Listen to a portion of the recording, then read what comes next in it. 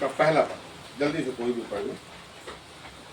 मैं अपने पहरे पर खड़ा रहूंगा और गुम्मट पर चढ़कर ठहरा रहूंगा और ताकता रहूंगा कि मुझसे वह क्या कहेगा।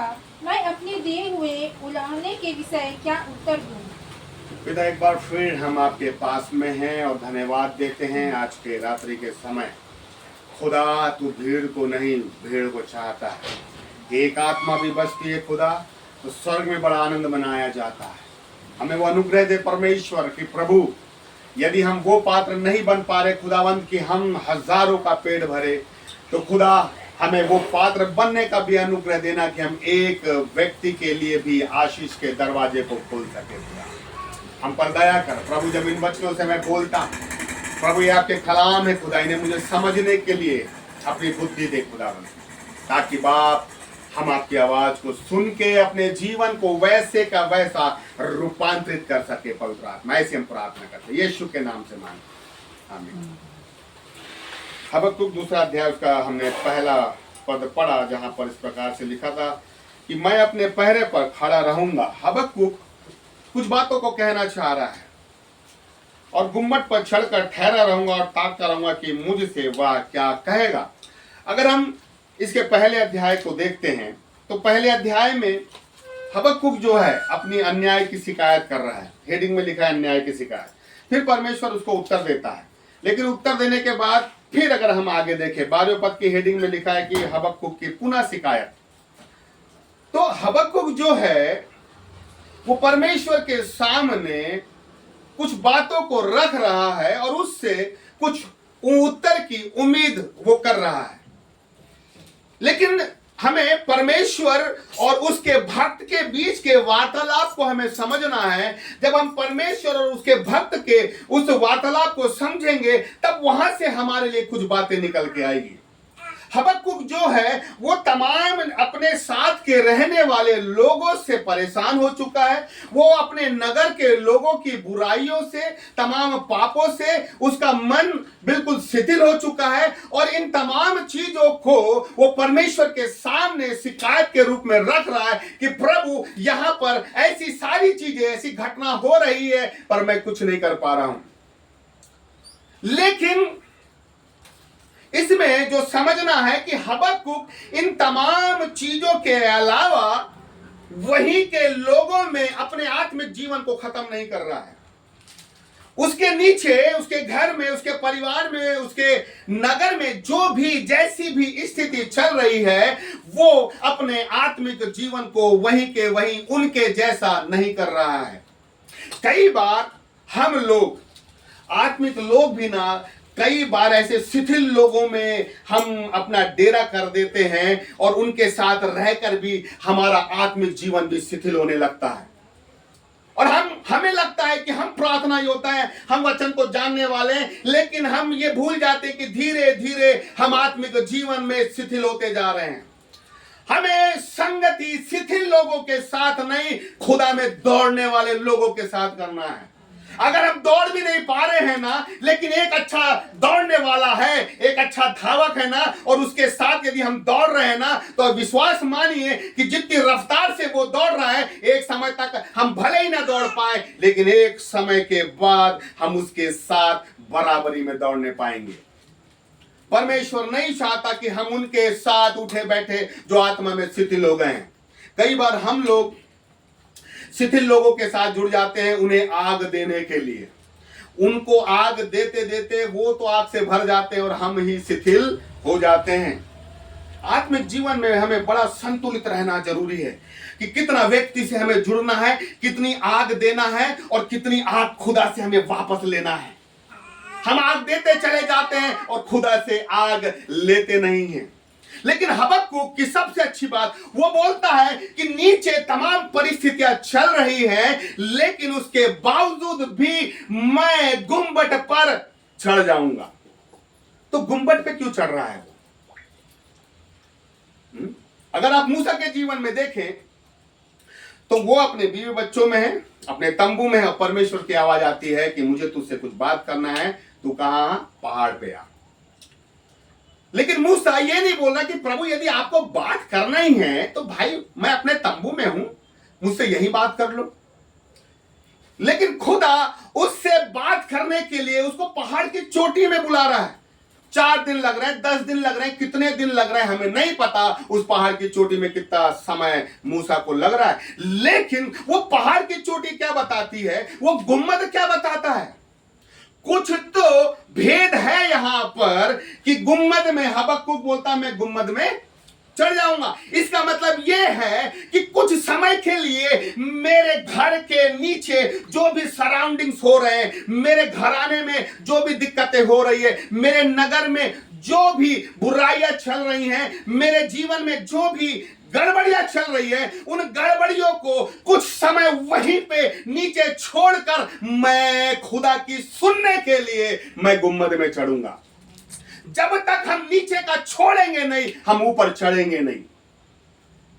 अगर हमें खुदा की आवाज सुनना है तो नीचे की परिस्थितियों को कई बार हम बदलने लग जाते हैं, लेकिन कई बार खुदा यह चाहता है कि नीचे की परिस्थितियों को तुम तब बदलोगे जब तुम आत्मा की थोड़ी सी ऊंचाइयों में चढ़ने की कोशिश करोगे। हबक्कुक कुछ समय के लिए गुम्मद में चढ़ना चाहता है। इसका मतलब यह है कि वो अपना नीचे का सारा कनेक्शन कैंसिल करते हुए खुदा की आवाज में, खुदा में जुड़ने की कोशिश करना चाह रहा है। कई बार क्या होता है, हम जिन हालातों में है ना, कई बार हम खुदा से उन्हीं हालातों में खुदा की आवाज को सुनने की कोशिश करते हैं, लेकिन खुदा ये बताना मांग रहा है कि यदि जब मैं मूसा से बात करता था तो मैं उसे पहाड़ पे बुलाता था। पहाड़ वो स्थान है जहां पर मैं अपनी संसारिकता का वो दिमाग, संसार का वो प्रलोभन, संसार की तमाम बातें छोड़कर मैं खुदा से जुड़ने की कोशिश करता हूं। आज मेरा कमरा मेरा गुम्मद बनना चाहिए। आज मेरा प्रार्थना का कमरा मेरा मूसा का पहाड़ बनना चाहिए, जहां पर मैं ये सुन सकूं कि खुदा मुझसे क्या कहता है। वहां पर हबक्कुक सुनाने नहीं जा रहा है कि प्रभु ऐसा हो रहा है, प्रभु ऐसा हो रहा है, परिस्थितियां ऐसी हैं, बीमारियां हैं, ये है वो है। वो सुनाने नहीं जा रहा, वो सुनने जा रहा है कि प्रभु तू मुझसे क्या कहता है। वो किसी विषय को लेके नहीं, लेकिन वो खुदा की सुनने जा रहा है कि प्रभु मुझे बताएं, मैं सुनना चाहता हूं। और आप देखिए, जब व्यक्ति गुम्मद में चढ़ना चालू करता है ना, तो नीचे से बहुत सी आवाज आती है, नीचे आओ। हमारा बिजी शेड्यूल हमें बार बार हमें नीचे खींचता है। हम प्रभु के गुम्मद कैसा होता है, ऐसा होता था गुम्मद, ऐसा, और यहां पर ऐसी सीढ़ी टाइप की बनी रहती थी जिसमें व्यक्ति चढ़ता है। अब आप सोचिए कि जैसे ही मैंने अपने कदम खुदा की आवाज सुनने के लिए या प्रार्थना के कमरे में जाने के लिए उस सीढ़ी में अपने कदम बढ़ाना मैंने चालू किया, तो नीचे से आवाज आना चालू हो गई। और कई बार हम खुदा की उस गुम्मद में उसकी आवाज सुनने में इसलिए नहीं समझ पाते क्योंकि नीचे की आवाज हम पर ज्यादा प्रबल हो जाती है। कई बार हम नीचे की आवाज में हमारे कान इतने रचे बसे हैं ना कि नीचे की आवाज हमें फिर नीचे उतरने के लिए विवश कर देती है। लेकिन इस बात को समझना है कि नीचे से भी मेरे लोगों की आवाज आएगी, नीचे से भी मेरे घरानों की आवाज आएगी, नीचे से भी बहुत सी सारे दिमाग खराब करने वाली वो आवाज आएगी, लेकिन मैं नीचे की आवाज नहीं सुनूंगा, मैं ऊपर से आने वाले खुदा की आवाज सुनूंगा। नीचे की आवाज सुनूंगा तो मैं नीचे रह जाऊंगा, नीचे की आवाज सुनूंगा तो मैं कभी भी अपने जीवन में उठ नहीं पाऊंगा। नीचे से आवाज अगर सुनूंगा तो जीवन भर आत्मा में मैं नीचे का नीचे रह जाऊंगा, लेकिन मैं नीचे की आवाज न सुनते हुए उस ऊपर से आने वाले खुदा की आवाज सुनूंगा। और जब मैं खुदा की आवाज सुनूंगा तो मैं ऊपर ऊपर और ऊपर चढ़ता जाऊंगा। हम किसकी आवाज को सुन रहे हैं? कई बार हमारे कानों में ऐसी आवाज आती है कि हम नीचे उतरने पे विवश हो जाते हैं। मान के चलो अमिता प्रार्थना कर रही हो, आत्मा से भर के प्रार्थना कर रही हो और बहन ने आवाज लगा दी, डिस्टर्ब तो होगा ना आदमी। अब उसको नहीं मालूम मान के चले और भी आवाज लगा रही, तो एक ऐसा समय आएगा कि अमिता को नीचे उतरना पड़ेगा। लेकिन मेरा सोचना थोड़ा सा अलग है। मेरा सोचना ये है, मेरा वही प्रार्थना का कमरा, मेरा वही गुम्बद, मेरा वही पहाड़, मेरे वही प्रार्थना कक्ष, मेरी उसी कक्ष में खुदा की आवाज मुझे तब तक सुनने की कोशिश करना है जब तक मैं खुदा की आवाज को नहीं सुन लेता। और मैं उस कमरे में जब मैं खुदा की आवाज को सुन लूंगा तो मेरे जीवन की जो सारी परिस्थितियां हैं वो बदल जाएगी। हम किसकी आवाज को सुन रहे हैं? क्या मैं और हम लोग गुम्बद में चढ़ने के लिए कोशिश कर रहे हैं, या नीचे ही हम इतने रच बस गए हैं कि नीचे में ही हमें आनंद आने लग गया है, नीचे में ही हमें अब वो अपनी आत्मिक जीवन हमारा नीचे ही आके सिमट के रह गया है? कहीं ऐसा तो नहीं कि नीचे नीचे ही अब हमें वही चलना वही दौड़ना उतने में मजा आने लगा है, या फिर मैं नीचे से ऊपर उठकर खुदा के गुम्बद में चढ़ने की कोशिश कर रहा हूं कि खुदा मुझे यहाँ की आवाज सुनाई दे या ना दे, लेकिन मैं गुम्बद में चढ़कर मैं तेरी आवाज को सुनना चाहता हूं। जब तक खुदा की आवाज हमारे जीवन में नहीं आएगी छुटकारा नहीं आएगा। बाइबल कहती है वो गुम्बद में इसलिए चढ़ रहा है, मूसा पहाड़ पे इसलिए चल रहा है कि परमेश्वर चाहता है कि कुछ समय के लिए हम नीचे के हालातों से उभरें। खुदा चाहता है कि नीचे जो भी चीजें चल रही है हम सांसारिक जीवन में, ये सब घटनाएं घटेगी, चाहे परिवार में हो कलीसिया में हो, नीचे वो तमाम घटनाएं घटेगी। लेकिन खुदा ये चाहता है कि उसी में रहने की आदत मत डाल लो, उसी में पड़े रहने के लिए अपना एक जरिया क्रिएट मत कर लो। खुदा ये नहीं चाहता कि तुम उसी परिस्थिति में अपने आप को सेट कर लो। आज हमने अपने आप को ना उसी परिस्थिति में मालूम क्या कर लिए, सेट कर लिए।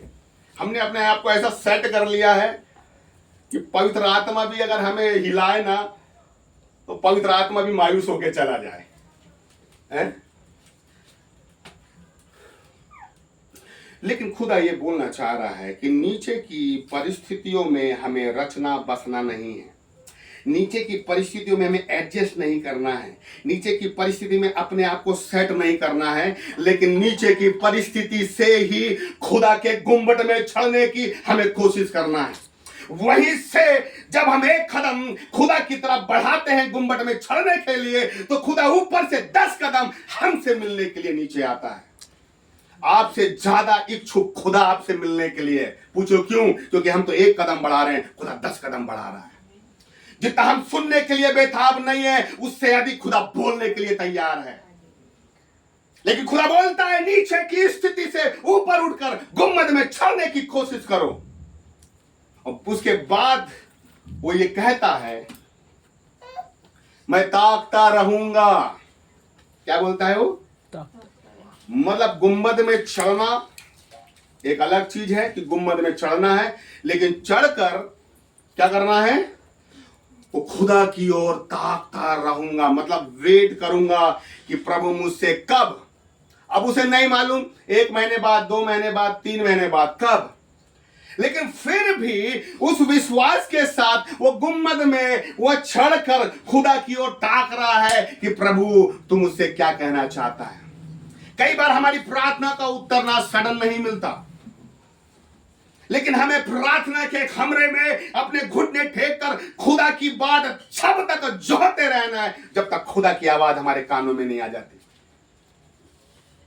लेकिन आज लोगों के अंदर से वो खुदा की आवाज सुनने की जो प्यास है ना, वो खत्म हो चुकी है। खुदा की आवाज को सुनने के लिए जो मेहनत करने की जो लगन है ना, वो लगन खत्म हो चुकी है। आज हम लोग सेवा में मगन हो चुके हैं। अपने प्रार्थना के जीवन में भी कभी अच्छी प्रार्थना कर रहे हैं, 2 दिन गैप करके फिर अच्छी प्रार्थना कर रहे हैं, लेकिन कौन ऐसा व्यक्ति है जो खुदा के पास लगातार हर दिन बना हुआ है प्रार्थना में कि प्रभु बोल, तेरा दास सुनता है। अगर हम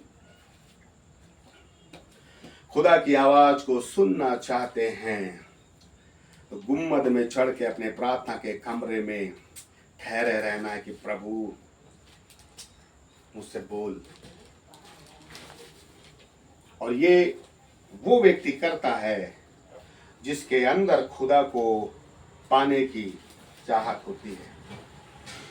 जो व्यक्ति खुदा से प्यार करता है ना, वो आत्मा में वो बेचैन रहता है जब तक वो प्रार्थना ना कर ले। जो व्यक्ति खुदा से प्यार करता है ना, वो तब तक बेचैन रहता है जब तक वो बाइबल ना पढ़ ले। जब तक वो व्यक्ति बेचैन रहेगा जब तक वो खुदा का आत्मा उसे छू ना ले।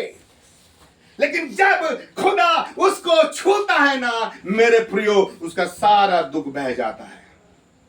इसलिए खुदा चाहता है नीचे पड़े मत रहो, नीचे अपनी समस्याओं में, अपने उन तमाम चीजों में पड़े मत रहो। अपने कमरे में खुदा के गुंबद में चढ़ने की कोशिश करते रहो। मुझे नहीं मालूम आप लोग खुदा को किस नजरिए से देखते हैं, लेकिन मैं आज भी खुदा की ओर मेहनत करने के लिए ललायत हूं कि हाँ प्रभु, मैंने अभी जो पाया है मैंने बहुत कम पाया, अभी मुझे और मेहनत करना है। मैं अभी भी 3 घंटे 4 घंटे सो रहा हूं, लेकिन बैठा हूं खुदा के पास। इस 40 साल की उम्र में भी सारी जवाबदारियों को पूरा करने के बाद भी मैं अभी भी ठहरा हुआ हूं कि खुदा तू मुझसे क्या बोलना चाहता है, क्योंकि मुझे मालूम है जिस दिन मेरा खुदा मुझसे बोलेगा ना, पूरे भारत को हिलाने वाला बना देगा खुदा मेरे को। इसलिए हमें इंतजार करना है मेरे प्रियो, प्रार्थना के कमरे में ताकते रहना है। नीचे की परिस्थितियां वो तो बदलती रहेगी, लेकिन मुझे उन परिस्थितियों के हिसाब से नहीं बदलना है, मुझे वचन के अनुसार खुदा के लिए बदलना है। क्योंकि जिस दिन मैं बदल जाऊंगा खुदा की आवाज मुझ तक पहुंच जाएगी। अभी हमारा समय है कि हम खुदा के गुंबद में चढ़ने के लिए मेहनत करें, खुदा में उठने के लिए मेहनत करें। अभी का समय आराम करने का नहीं है, आलसीपन का समय नहीं है। अभी का समय खुदा से बटोरने का समय है। जो कटनी के समय जो बच्चा सोया रहेगा वो फसल से वंचित हो जाएगा, लेकिन हम लोग जो हैं अगर अभी बीज बोना चालू करेंगे तो एक समय में खुदा की हम फसल काटने पाएंगे। अभी का समय सोने का समय नहीं, लेकिन खुदा में जागने का समय है। इसलिए खुदा ये कहता है कुछ देर कुछ समय अपने संसारिक जीवन से ऊपर उठकर अपने उस गुम्मद में चढ़ने की कोशिश करो और वहां पर ठहरे रहो प्रार्थना के कमरे में। किसी की भी आवाज आए, लेकिन वो समय किसी की आवाज सुनने का नहीं, खुदा की आवाज सुनने का है। हो सकता है कि खुदा ने कई बार हमें आवाज लगाया हो, लेकिन हमारे कानों में लोगों की आवाज इतनी भरी पड़ी है कि हमने शायद खुदा की आवाज को सुना ना हो। लेकिन खुदा ये कह रहा है कि हमें खुदा बुला रहा है, लेकिन हमें उस पर ताकते रहने की जरूरत है। ये समय खुदा में मेहनत करने का है और खुदा के उस गुम्बद में चढ़ने का है। आइए हम प्रार्थना करें।